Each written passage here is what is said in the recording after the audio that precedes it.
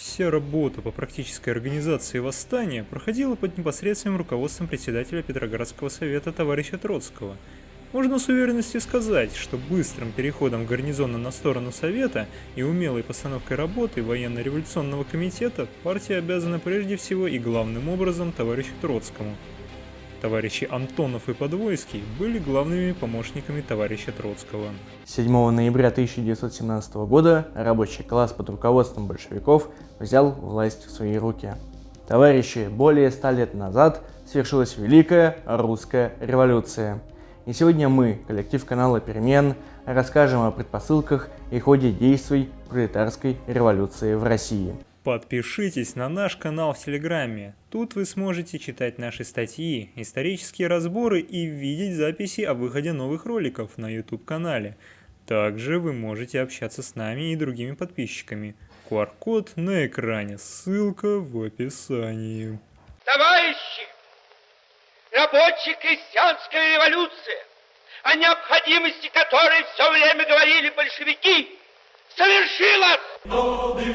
На баррикады, час битвы близок, вставай, народ! Подписывайтесь на канал, для нас это очень важно.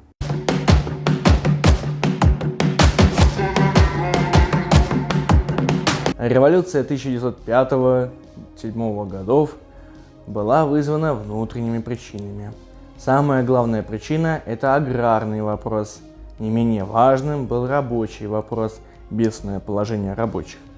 Также ребром стоял национальный вопрос, связанный с разными культурными традициями многочисленного населения Российской империи. 3 января 1905 года случилась забастовка на Путиловском заводе. Вызванная она была рядом накопившихся проблем, но спусковым крючком стало беспочвенное увольнение одного из рабочих. Большевики входили в революцию подготовленными. 4 января 1905 года в Женеве вышел в свет первый номер еженедельной большевистской газеты «Вперед». Решение о создании газеты было принято на собрании большевиков 12 декабря 1904 года. Название было предложено самим Лениным. Всего вышло 17 номеров. В редакцию газеты входили Ленин, Боровский, Луначарский, Альминский. Секретарем редакции, ведущим всю переписку с Россией, была Надежда Крупская. Газета «Вперед» возродила революционные традиции ленинской искры и вела борьбу против оппортунизма за укрепление революционной пролетарской партии. Ленин помещал в газете не только руководящие статьи, но и большое число различных заметок. Вел непосредственную редакторскую работу, сохранившиеся рукописи имеют большое количество его правок и вставок. Забастовка послужила катализатором мирной демонстрации рабочих и попа Гапона, который шел впереди, которая привела к ее расстрелу 9 по старому до 2 по новому стилю января 1905 года в Санкт-Петербурге войсками царя его превосходительства. В этот период сочинное движение приняло особенно широкий размах. В армии и на флоте произошли волнения и восстания, что вылилось в массовые выступления против монархии. Манифесты Николая II от 6 августа 1905 года об учреждении Государственной Думы учреждались Государственная Дума как законосовещательный орган при монархии. Итогом выступления стал манифест 17 октября 1905 года, который положил начало гражданским свободам и неприкосновенности личности, а также свободы совести, слова, собраний и союзов. Но надо понимать, что такие беспрецедентные права Николай II давал очень неохотно. Логично, что последовала реакция, так называемый Третьеиюнский переворот, 3 по старому 16 по новому июня 1907 года. Ну и, соответственно, что? Были изменены правила выборов, и допуск партии был сильно ограничен в Думу. Также отметим, что ни монарх, ни власти на местах не соблюдали декларируемые в манифесте 17 октября 1905 года свободы. А самый болезненный для страны вопрос, а это аграрный вопрос, напомню, так и не был решен. И не помогли царю столыпинские галстуки, и не помогла царю маленькая победоносная война против Японии. О Столыпине хорошо сказал Владимир Ильич. Помещик и предводитель дворянства становится губернатором в 1902 году. При плеве прославляет себя в глазах царя и его черносотенной комарилии, зверской расправой над крестьянами, истязаниями их в Саратовской губернии. Организует черносотенные шайки и погромы в 1905 году. Палашевский погром. Становится министром внутренних дел в 1906 году и председателем Совета министров со времени разгона Первой Государственной Думы. Такова в самых кратких чертах политическая биография Столыпина. И эта биография главы контрреволюционного правительства есть в то же время биография того класса, который проделал нашу контрреволюцию, у которого Столыпин был не более как уполномоченным или приказчиком. Погромщик Столыпин подготовил себя к министерской должности именно так, как только и могли готовиться царские губернаторы, истязанием крестьян, устройством погромов, умением прикрывать эту азиатскую практику лоском и фразой, позой и жестами, подделанными под европейские.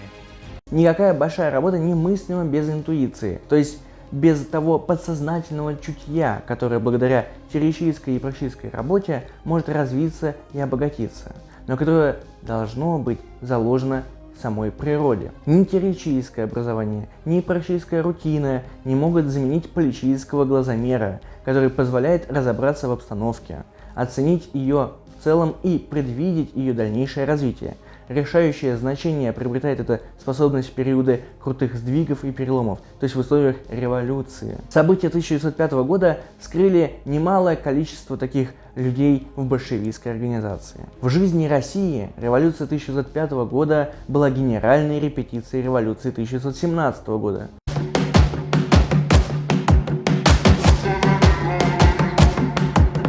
Революция 1917 года была волей трудящихся масс, была событием, которое положило конец страданиям всех угнетенных и обездоленных, и явило миру предсказанное Марксом и Энгельсом государство нового типа. Такое государство, которое само себя упраздняет. Трудящиеся тогда положили конец империалистической бойне и угнетению человека человеком. Критикам советской эпохи отвечает Лев Троцкий. Октябрьскую революцию нужно брать как исходную точку новейшей истории человечества в целом. Уличать ее в том, что в течение 12 лет она не дала всеобщего умиротворения и благополучия, могут только безнадежные тупицы. Условия 1917 года были уникальны. Отсталая царская Россия, слабый марионеточный класс предпринимателей, быстрый рост промышленного пролетариата, огромное количество крестьян, неразрешенный земельный вопрос, мировая война, голод и нищета, сильное полицейское государство, задавленное население, рост забастовочного движения. Таково объективное положение России 1917 года. Разрастающийся рынок, как стихия, подрывал прежний быт, наносил разлад и шаг за шагом уничтожал натуральный обмен. Вместе с тем рынок вырывал из векового сна крестьян, переносил их в города, превращал их в промышленный пролетариат. С другой стороны, крестьянский вопрос до сих пор не был решен. Помещики и монархия должны были отправиться на свалку истории под давлением рыночной стихии. Императорское семейство, больное, немощное, было уже не способно решить проблемы России, да и не особо-то этого хотело. Первая мировая война отсрочила революционный взрыв, но он был неизбежен.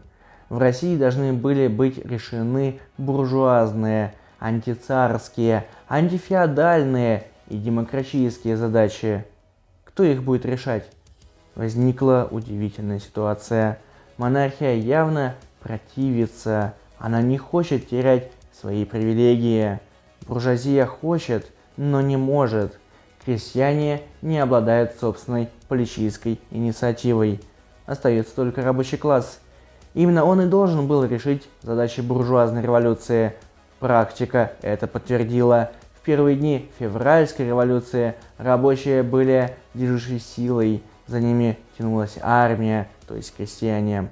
Лев Троцкий писал: Люди не совершают революцию охотно, как и войну. Разница, однако, та, что в войне решающую роль играет принуждение. В революции же принуждения нет, если не считать принуждения обстоятельств. Революция происходит тогда, когда не остается другого пути. По сравнению с меньшевиками и эсерами, партия большевиков была незначительной, но именно она смогла вовремя выдвинуть революционный лозунг переход от буржуазной революции к социалистической. В революционную эпоху именно та партия, которая может руководить, определяет правильные лозунги и придерживается революционной тактики, как магнитом притягивает к себе сторонников. Революционная организация обретает сторонников во время штурма старого мира. Большевики выдвинули самые главные лозунги: мир народам, земля крестьянам, фабрики рабочим, вся власть советам. Русская революция создала советы. Ни в одной буржуазной стране таких государственных учреждений нет и быть не может. И ни одна социалистическая революция не может оперировать ни с какой властью, кроме этой. Именно поэтому они победили. Удивительно. Оппортунистические партии, эсеры и прочее были в разы больше к февралю 17 года. Но революция – это не парламент. Только революционная партия с действительно революционными лозунгами способна повести за собой. В этом величайшая историческая заслуга большевиков. Они повели за собой рабочий класс, взяли и смогли удержать власть. Прошло более 100 лет. Крестьянский вопрос решен. Повсеместно рынок. Он полностью связал нашу страну и втянул в мировую экономическую систему. Из каждого угла слышно: кризис, кризис, кризис. Кризис – естественный атрибут рынка. Буржуазное государство непрерывно вмешивается в рыночную систему, чтобы стабилизировать положение, но делает это исключительно в интересах крупного капитала. Центральный банк то и дело вещает об очередном банке-банкроте. При этом появляются все новые и новые банки, стремящиеся урвать свою долю сверхприбыли и тихо исчезнуть в никуда. После контрреволюции 1991 года планомерно уничтожается завоевание октября. Образование постепенно становится платным, медицина хромает, постоянные кризисы вызывают обнищание масс. Теперь уже никого не удивить 10-12, а то и 14-часовыми рабочими сменами, несмотря на то, что якобы это запрещено. Метростроители, горняки, промышленные трудяги, складские трудяги все чаще работают в таком режиме. В последнее время мы видим масштабную тенденцию. Предприниматели попросту не платят зарплату. Контрреволюция 1991 года приватизировала промышленность. Теперь все принадлежит жирным единицам, а миллионы трудящихся в полной нищете. Это варьё захапало все себе. Его задача воровать, эксплуатировать и защищать собственность. При этом предприниматели крайне бездарны.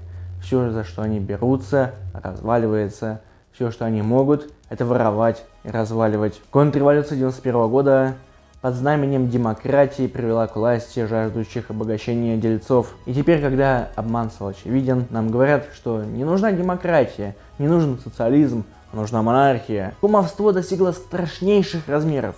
Дошло до того, что в городские мэры попадают президентские телохранители, например, Ярославль, а главные воры становятся главными судьями. Такая власть не в интересах рабочего класса. Если больше 100 лет назад на повестке стояли буржуазные задачи уничтожения помещиков, монархии, строительства капитализма, то сегодня все иначе. Сегодня речь может идти лишь о социалистической революции, об обобществлении средств производства. Собственность необходимо вернуть, капитализм должен пасть. Рынок с его кризисами, банковскими махинациями, с войнами надо заменить плановым хозяйством. Если для становления рынка, который по своей сути является стихийным, достаточно было только лишь разрушить окостенелые формы помещичества и монархии, то для становления планового хозяйства этого недостаточно. Для планового хозяйства необходимо максимально вовлечь трудящихся в управление и контроль за производством и всем хозяйством. Если буржуазным революциям достаточно национальных рамок, то для социалистической революции этого мало. Безусловно, социалистическая революция начинается в национальных границах, но чтобы победить, она должна стать мировой. Резюмируем задачи грядущей революции: власть рабочих, обобществление средств производства и мировое плановое хозяйство. Политический расклад в нашей стране ясен. После контрреволюции 1991 года власть захватили сторонники капитализма, и теперь они проводят политику в интересах бизнеса. Буржуазия не опирается на многолетнюю традицию, ее богатство воспринимается в обществе как наворованное. Все более и более ей на помощь приходит полицейское государство, буржуи слабеют. Крестьяне хоть и есть во многих областях, но уже не являются такой грозной силой, как 100 лет назад. Большинство населения работает по найму, но оно, в отличие от 1917 года, рассредоточено по всей стране, в том числе очень большое количество именно промышленных рабочих, а также строителей, шахтеров и тому подобных.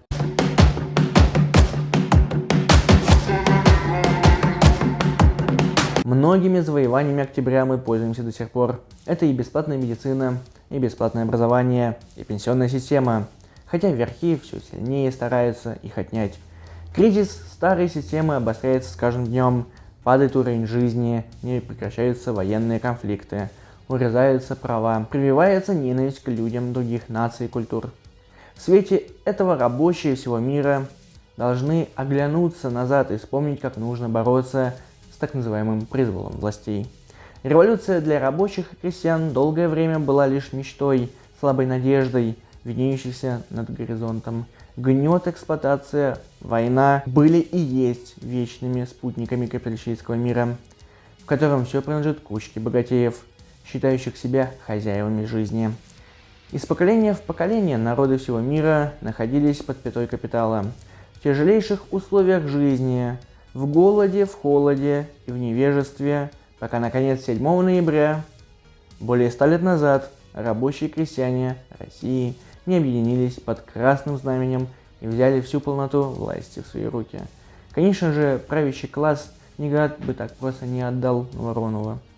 Поэтому они начали гражданскую войну для уничтожения молодой Республики Советов. Но государство рабочих и крестьян сумело выстоять в одиночку, разгромив белые армии и интервентов. 70 лет существования СССР показали полную жизнеспособность и превосходство нового строя над старым. Социалистическая революция в нашей стране является блестящим примером борьбы за свои права, но сегодня она является еще и гордостью рабочего класса, его ориентиром в пути к светлому будущему. 7 ноября – это день, когда большевики декретами о земле, мире и власти одним махом сбросили с люда непосильную тяжесть войны, эксплуатации и власти буржуев и помещиков, и благодарные массы пошли за ними, за большевиками. Теми большевиками, которых годами бросали по ссылкам и каторгам, которых казнили и преследовали представители царской охранки за их стремление к освобождению масс от гнета. Спустя более чем 100 лет мы видим, собственно, капитализм в его высшей форме. Благодаря предательству бюрократического аппарата в 1991 году произошла контрреволюция. Она продолжает свой путь, все ухудшая и ухудшая положение простых рабочих. У нас отнимают последнее – доступную бесплатную медицину, бесплатное образование наших детей, наши трудовые права и право на отдых. Наука, созданная Марксом в 19 веке, развитая Лениным и Троцким в 20-м, получившая новое развитие в 21 веке от товарища Бейца, говорит нам о борьбе рабочего класса за свою власть, за истинную демократию и конец мира, где человек человеку волк. Вывод прост. Именно рабочий класс будет движущей силой революции. Главная задача нашего движения является организация рабочего класса в силу, способную взять власть. Сегодня нам с экранов постоянно твердят: революция – это зло, это кровь, это грязь. Мол, она того не стоит. Это ее не оправдывает. Все эти рассуждения не выходят за рамки поддерживаемой государством буржуазной этики. В революцию люди входят с нетерпимым чувством, нежеланием жить по-старому. Другие нам говорят, что будущая революция будет либерально-буржуазной. Что, опять буржуазная? Эти полумеры ничего общего с революционной тактикой не имеют. Нет, нет и нет. Она будет именно социалистической. Оппортунисты хотят, чтобы мы с вами удовлетворились подачками в виде смены одной группировки бизнесменов на другую. Нет, в интересах трудящихся обобществление средств производства, плановое хозяйство, уничтожение частной собственности. Пойдут ли на это воротилы бизнеса? Да, они удавятся своей прибылью. Только рабочая власть способна на это. Присоединяйтесь к движению перемен. Грядущая революция будет коммунистической. Она неизбежна. Мы непременно победим. Рабочим всего мира в ней нечего терять, а приобретут они весь мир. Да здравствует мировая коммунистическая революция!